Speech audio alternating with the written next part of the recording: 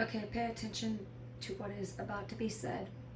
But most of all, who wants you to be free? Because without freedom, the rest really doesn't matter all that much. And that's the angle. My next guest has bucked conventional wisdom within his own community and has been silenced as a result. Dr. Newt Witowski is the former head of biostatistics, epidemiology, and research design at Rockefeller University. He recently posted a video questioning the effectiveness of widespread lockdowns. After amassing nearly 1.5 million views, he says YouTube yanked it for violating the terms we mentioned in the angle. Dr. Witowski, why do you think there is so much pushback to your line of thinking?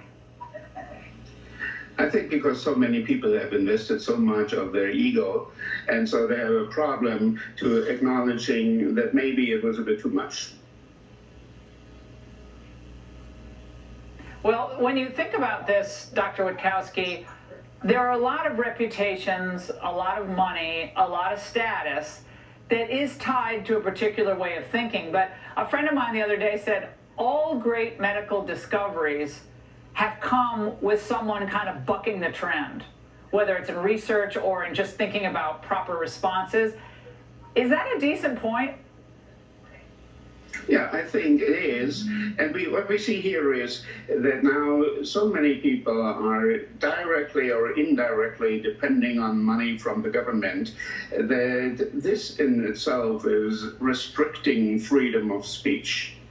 Does that mean pharma money that goes to universities for research? Does that mean drug companies giving money to research that's affiliated with NIH or CDC? Is that what you're talking about? I think it's more the NIH itself. Pharmaceutical companies usually don't care, but the NIH does. So I think that a lot of, for instance, the Rockefeller University has 1/3 of its budget is coming from the NIH. So if that is the case, then you tend to be a bit more careful in whatever you say. Dr. John Inglesby of Johns Hopkins University is defending the lockdowns, Professor. Watch. Lockdowns were necessary. They actually have changed the course of the epidemic in the United States. We have the largest epidemic in the world, 5 times as many cases as any other country in the world. And you can see over time that the curve is moving in the right direction. We needed to get control of this epidemic in the country and now reset. Doctor, did the lockdowns really, in your view, change the course of this virus and what it was going to do anyway? No, not at all. What we see in Europe is, among all the different countries, with the exception of Britain, where it took a bit longer for the virus to get, all the other countries in Europe, the course is more or less the same, and it doesn't really matter whether they restricted the freedom of the people when they did it and when they released it. Even those who released early, like Denmark and in part Germany, there's no rebound. So there is no evidence that the shutdown actually had any effect. And you're very adamant, I believe, about children in schools and why the data didn't indicate that they should be pulled out of schools. Tell us about that. I think what should have been done very early on, and that was the end of February when the first death in the United States was seen to happen in a nursing home in Seattle.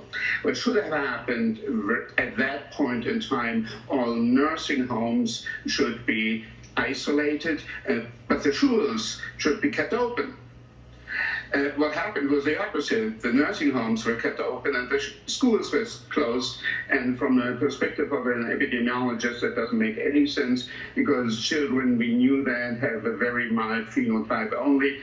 So the more children get infected, the more we build herd immunity, and the better it is for the elderly, the earlier they can come back out of the nursing homes. Doctor, one final question really quickly. SARS had a 6-month arc, and then it was gone. Dr. Fauci said it's no way going to do that in the case of this virus. Is that the case in your estimation, and if so, why?